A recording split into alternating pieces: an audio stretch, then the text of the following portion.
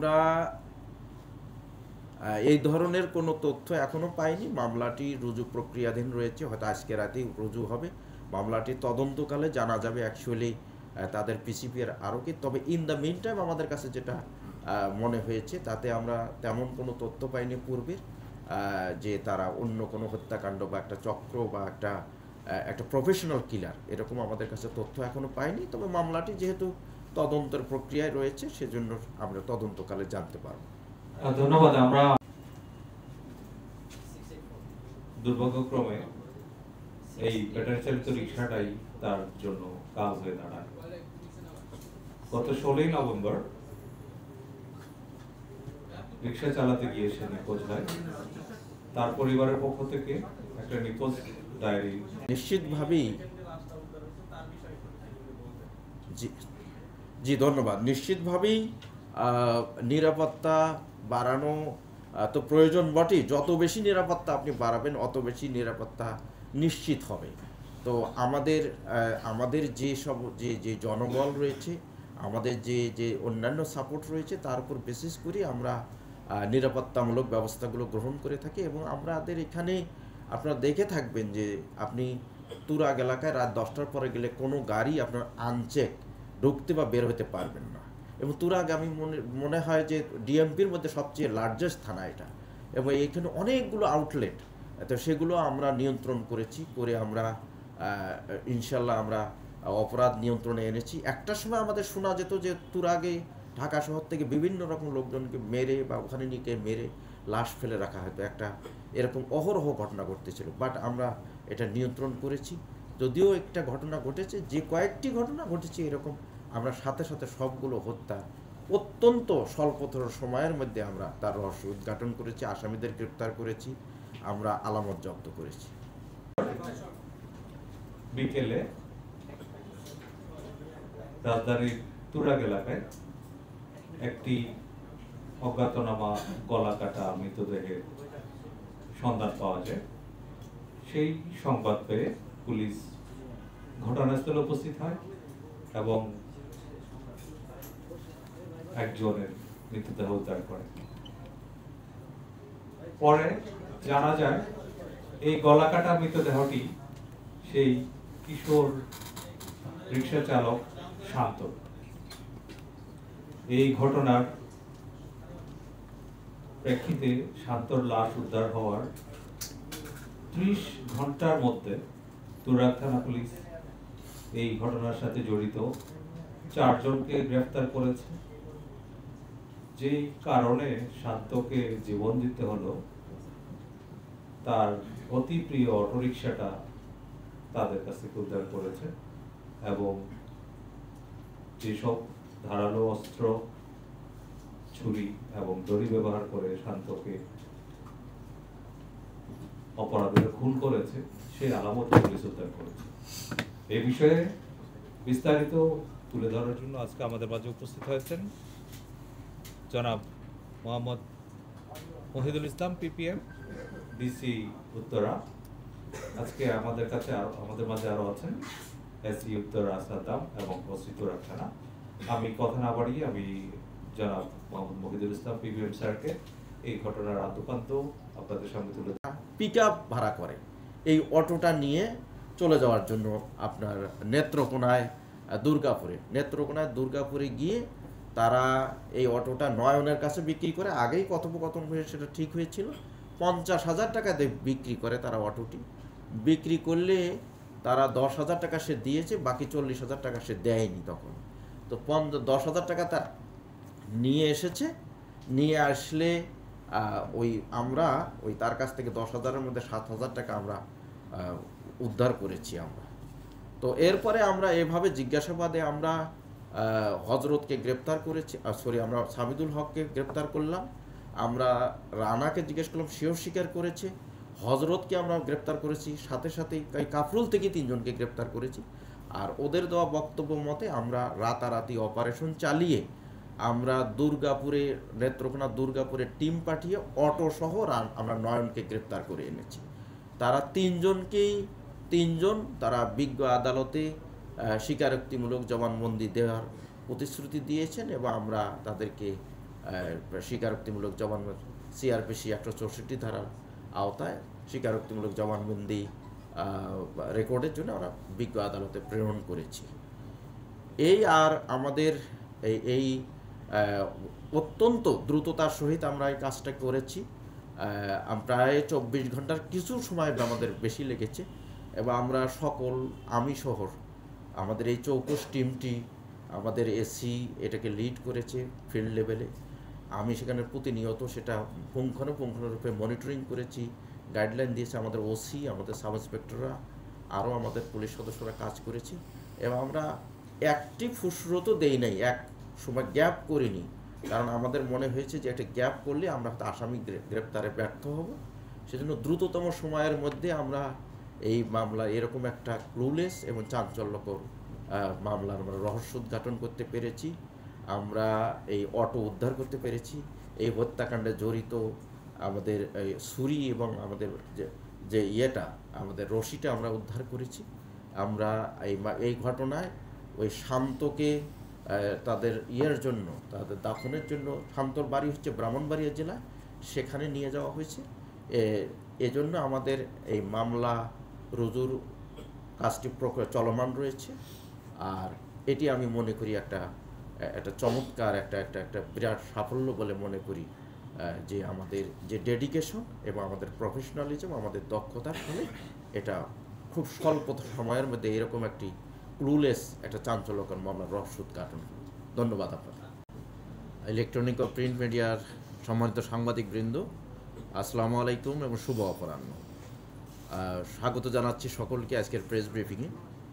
আজকের এই press ব্রিফিংটি Dhaka metropolitan পুলিশের উত্তরা বিভাগের তুরাগ থানায় একটি ক্লুলেস চাঞ্চল্যকর হত্যা মামলার রহস্য উদ্ঘাটন, আসামিদের গ্রেপ্তার এবং হত্যাকাণ্ডে ব্যবহৃত ছুরি, রশি জব্দকরণ এবং এই একটি অটো যাকে কেন্দ্র করে এই হত্যাকাণ্ডটি সংগঠিত করেছে তারা, সেই অটোটি উদ্ধার হয়ে এই সংক্রান্তে। আপনারা জানেন যে গত পরশু দিন 17 নভেম্বর 2025 আমরা নিরাপত্তা ডিউটিতে অতি ব্যস্ত ছিলাম। এই বিকেলবেলার দিকে 4:30টার দিকে আমরা 999-এর একটা কল পাই যে তুরাগ থানাতে, যে তুরাগ থানার 17 নম্বর সেক্টরের 7 নম্বর ব্রিজের পূর্ব সাইডে এইচ ব্লকে, রোড নম্বর হচ্ছে 3-এর A, এখানে একটা ফাঁকা জায়গা, এখানে হচ্ছে কাশবন, অনেক উঁচু কাশবন, সেখানে একটি গলাকাটা লাশ দেখা যাচ্ছে। এই খবর ওয়্যারলেসের মাধ্যমে আমরা জানতে পেরে আমি তখন ওই এলাকাতেই ছিলাম, মেট্রো রেলগুলো সুপারভাইজ করতেছিলাম। আমি সাথে সাথে তুরাগ থানার অফিসার এবং অন্যান্য অফিসার ইনচার্জকে সেখানে যেতে বলি, পাশাপাশি আমাদের এসি উত্তরা জোন সাদ্দাম সেখানে পাঠিয়ে দিই। এডিসি সাহেবও সেখানে যান এবং আমিও সাথে সাথে সেই ঘটনাস্থলে যাই। ঘটনাস্থলে গিয়ে আমরা লাশটি দেখি যে এটা গলাকাটা লাশ এবং তার পাশে একটি রশি পড়ে আছে। আমরা লাশের সুরুথাল রিপোর্ট প্রস্তুত করে আমরা লাশ ময়না তদন্তের জন্য এই শহীদ সোহরাওয়ার্দী হাসপাতালে নেওয়ার জন্য আমরা অন্যান্য ব্যবস্থা গ্রহণ করি। ইন দ্য মেইন টাইম আমাদের কাছে মনে হয়েছে যে লাশটির কোনো দুর্গন্ধ বের হয়নি। আমরা দেখে মনে হয়েছে আমাদের অভিজ্ঞতা বশত যে হয়তো খুব বেশি সময়ের আগে এই বাচ্চাটিকে মানুষ হত্যা করা হয়নি। আমরা দ্রুত করি, আমরা ঢাকা মেট্রোপলিটন পুলিশের যে সমস্ত থানা, সকল থানায় আমরা একটা বেতার বার্তা দিই যে এই লাশটি শনাক্তকরণের জন্য। আর পাশাপাশি জেলার যে সমস্ত নেইবারিং থানা রয়েছে সেখানেও আমরা বেতার বার্তা দেওয়ার উদ্যোগ গ্রহণ করি। বেতার বার্তা দিলে 17 তারিখ রাতে কিছুক্ষণের মধ্যেই আমরা জানতে পারি যে 17 তারিখ সকালের দিকে একটা জিডি হয়েছে কাফরুল থানায়, জিডি নাম্বার 1502 17/11/2025 খ্রিস্টাব্দ তারিখে জনৈক ভদ্রমহিলা আকলিমা বেগম তিনি একটা জিডি করেছেন তার ছেলের মিসিং সংক্রান্তে। তার ছেলের নাম হচ্ছে শান্ত, বয়স হবে 16 বছর অনুমান। তো সেই মেসেজটা আমরা পাই। ইন দ্য মেইন টাইম মেসেজটি গেলে তার মামা শহীদুল ইসলাম তিনি আমাদের তুরাগ থানায় আসেন। তুরাগ থানায় এসে এই লাশ দেখে তিনি শনাক্ত করেন যে এটি তার ভাগ্নের শান্তর লাশ। আমরা তাকে কথাবার্তা বলে বা জিজ্ঞাসাবাদ করে জানতে পারি শান্ত অটোরিকশা চালাতো, এবং তার মায়ের সাথেও আমরা কথা বলে বিভিন্ন তথ্য আমরা কালেক্ট করি যে কারা কারা তার সাথে চলতো, আর কারা অটো চালাতো, কাদের সাথে তার সখ্য ছিল, কারা তার সাথে চলতো, এই সমস্ত তথ্য এবং অন্যান্য যে সমস্ত তার মোবাইল নাম্বার, তার মামার কাছ থেকে প্রাপ্ত মোবাইল নাম্বার, জিডিতে প্রাপ্ত নাম্বার, এই সমস্ত তথ্যের ভিত্তিতে এবং আমাদের তথ্য প্রযুক্তির সাহায্য নিয়ে আমাদের কাছে নাম আসে যে সামিদুল হক মনা। আমরা তাকে সন্দেহ করি এবং সন্দেহ করে আমরা কাফরুল এলাকায় আমাদের এই টিমের আমাদের আমি টিম লিডার এসি সাদ্দামকে প্রেরণ করি এবং অন্যান্য তুরাগ থানার অফিসারদের দিয়ে আমরা কাফরুল এলাকা থেকে আমরা মনাকে গ্রেপ্তার করি, সামিদুল হক মনাকে গ্রেপ্তার করি। সামিদুল হক মনার বাড়ি হচ্ছে, গ্রামের বাড়ি হচ্ছে মেলান্দহ জামালপুর। সে 22টে কাফরুল এলাকার 22টে কাফরুল ওই 13 নম্বর মিরপুরে থাকে। সেও একটা সময় গাড়ি চালাইতো, অটো চালাইতো, বাট পরবর্তীতে সে একটা টি স্টল দিয়েছে, টি স্টলে সে চালায়। আমরা একই সাথে মনার দেখানো মতে আরও আমরা যাদেরকে সন্দেহ করি, ওখানে রবিউল ইসলাম রানা, তার গ্রামের বাড়ি হচ্ছে রাজবাড়ি। সেও ওখানে 22টে কাফরুলে থাকে, সেও একটা অটো চালায়, তাকে আমরা গ্রেপ্তার করি। পাশাপাশি আমরা আরেকটি লোককে গ্রেপ্তার করি, হজরত আলী। আমরা গ্রেপ্তার করে 3 জনকে আমরা থানায় নিয়ে এসে ব্যাপক জিজ্ঞাসাবাদ করলে তারা আমাদের কাছে স্বীকার করে যে এই হত্যাকাণ্ডটি তারা ঘটিয়েছে এবং কিভাবে ঘটিয়েছে। তারা জিজ্ঞেস করলে কি প্লট, কি তাদের অভিসন্ধি ছিল, জিজ্ঞেস করলে তারা বিস্তারিত বলেন যে আমরা যখন মোনাকে জিজ্ঞেস করেছি, এই জিজ্ঞাসাবাদে আমি নিজে ছিলাম, আমার এসি ছিল, ওসি ছিল, ইভেন পশ্চিম থানার ওসিও ছিল, এবং আমাদের আরও যে সাব ইন্সপেক্টরদের চৌকুশ একটা টিমও ছিল। আমরা জিজ্ঞাসাবাদে জানতে পেরেছি যে ঘটনা 14 নভেম্বর 2025-এ রবিউল ইসলাম রানা, যে আর একটা অটো চালক, তার একটা মেয়ে সন্তান জন্মগ্রহণ করেছে 3-4 দিন আগে, সে এসে মনাকে চায়ের স্টলে বসে তাকে বলেছে যে টাকা পয়সা নাই, অনেক তো হাত খালি, এখন কি করা যায়, আমাকে কিছু টাকা পয়সা ধার দেন। একই সাথে মনাও বলেছে যে আমারও তো অনেকগুলো লোন টোন হয়ে গেছে, টাকা পয়সা, আচ্ছা দেখি কি করা যায়। পরের দিন তাকে ডাকে ওই রবিউল ইসলাম রানা। পরের দিন আবার বিকেলবেলা এই মনার যে চায়ের দোকানে চলে যায়। চায়ের দোকানে গেলে সে তার একটা পরিকল্পনা করে। মনা মূলত প্লটটা করে যে শান্ত একটা নতুন গাড়ি কিনেছে 4-5 দিন আগে, সেই গাড়িটি যদি আমরা তার কাছে ছিনতাই করে, তাকে হত্যা করে ছিনতাই করে আমরা গাড়িটি বিক্রয় করতে পারলে, আমার কাছে লোক আছে, এই গাড়িটি বিক্রয় করতে পারলে আমাদের এই অর্থনীতি, আমিও তোমাকেও কিছু টাকা দিতে পারবো, আমার নিজেরও যে সমস্ত ঋণ রয়েছে সেটা পরিশোধ করতে পারবো। এবং এই সাথে যুক্ত হয়েছে হজরত আলী। সে মূলত এই অটোটা, হজরত আলীর বাড়ি হচ্ছে আপনার নেত্রকোনা জেলার দুর্গাপুর থানায়। সে চড়াই অটো বিক্রি করে। সে বলেছে যে অটো তোমরা এভাবে আনতে পারলে আমি অটো বিক্রি করে দিতে পারবো। কোথায় বিক্রি করবে? সে দুর্গাপুর, নেত্রকোনা। আর একজনে এই সমস্ত চোরাই অটো বা রিক্সার যে কারবার করে, নয়নের কাছে সে বিক্রি করে দিবে। এভাবে তখন 15 তারিখে এই প্ল্যানিং হলে 16 তারিখে এই সামিদুল হক মনা সে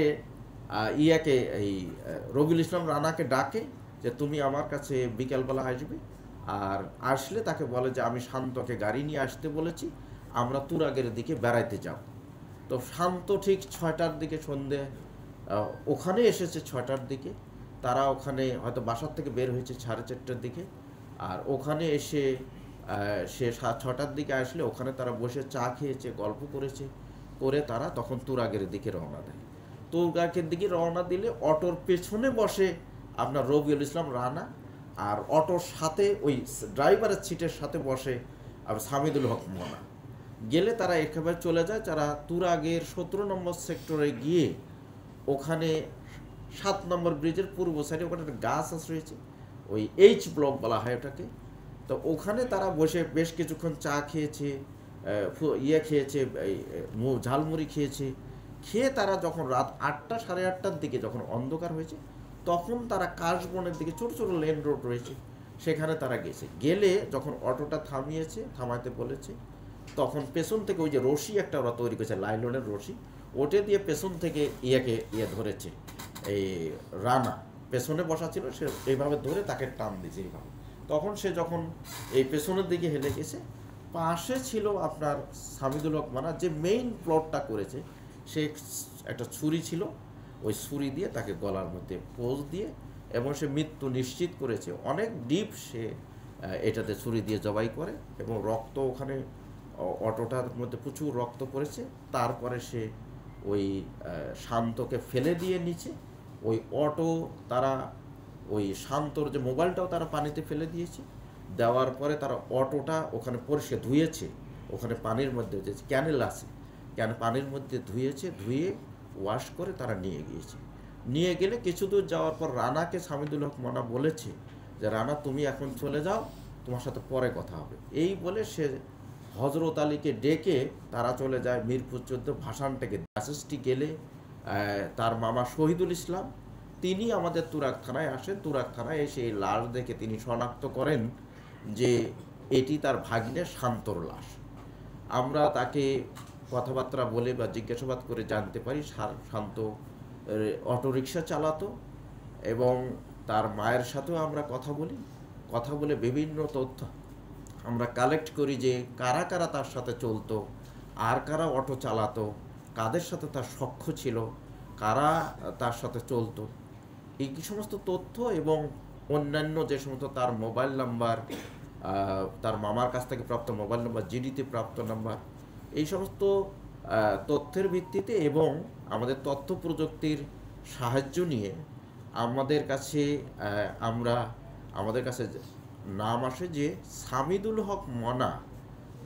আমরা তাকে সন্দেহ করি, এবং সন্দেহ করে আমরা কাফরুল এলাকায় আমাদের এই টিমের আমাদের আমি টিম লিডার এসি সাদ্দামকে প্রেরণ করি, এবং অন্যান্য তুরাগ থানার অফিসারদের দিয়ে আমরা কাফরুল এলাকা থেকে আমরা মনাকে গ্রেপ্তার করি, সামিদুল হক মনাকে গ্রেপ্তার করি। সামিদুল হক মনার গ্রামের বাড়ি হচ্ছে মেলান্দহ জামালপুর। সে 22টে কাফরুল এলাকার 22টে কাফরুল ওই 13 নম্বর মিরপুরে থাকে। সেও একটা সময় গাড়ি চালাতো, অটো চালাতো, বাট পরবর্তীতে সে একটা টি স্টল দিয়েছে, টি স্টলে সে চালায়। আমরা একই সাথে মনার দেখানো মতে আরও আমরা যাদেরকে সন্দেহ করি, ওখানে রবিউল ইসলাম রানা, তার গ্রামের বাড়ি হচ্ছে রাজবাড়ি। সেও ওখানে 22টে কাফরুলে থাকে, সেও একটা অটো চালায়, তাকে আমরা গ্রেপ্তার করি। পাশাপাশি আমরা আরেকটি লোককে গ্রেপ্তার করি, হজরত আলী। আমরা গ্রেপ্তার করে 3 জনকে আমরা থানায় নিয়ে এসে ব্যাপক জিজ্ঞাসাবাদ করলে তারা আমাদের কাছে স্বীকার করে যে এই হত্যাকাণ্ডটি তারা ঘটিয়েছে, এবং কিভাবে ঘটিয়েছে তারা জিজ্ঞেস করলে, কি প্লট, কি তাদের অভিসন্ধি ছিল জিজ্ঞেস করলে তারা বিস্তারিত বলেন যে, আমরা যখন মোনাকে জিজ্ঞেস করেছি, এই জিজ্ঞাসাবাদে আমি নিজে ছিলাম, আমার এসি ছিল, ওসি ছিল, এবং পশ্চিম থানার ওসিও ছিল, এবং আমাদের আরও যে সাব ইন্সপেক্টরদের চৌকুশ একটা টিমও ছিল। আমরা জিজ্ঞাসাবাদে জানতে পেরেছি যে ঘটনা 14 নভেম্বর 2025 রবিউল ইসলাম রানা, যে আর একটা অটো চালক, তার একটা মেয়ে সন্তান জন্মগ্রহণ করেছে 3-4 দিন আগে, সে এসে মনাকে চায়ের স্টলে বসে তাকে বলেছে যে টাকা পয়সা নাই, অনেক তো হাত খালি, এখন কি করা যায়, আমাকে কিছু টাকা পয়সা ধার দেয়। একই সাথে মনাও বলেছে যে আমারও তো অনেকগুলো লোন টোন হয়ে গেছে, টাকা পয়সা, আচ্ছা দেখি কি করা যায়।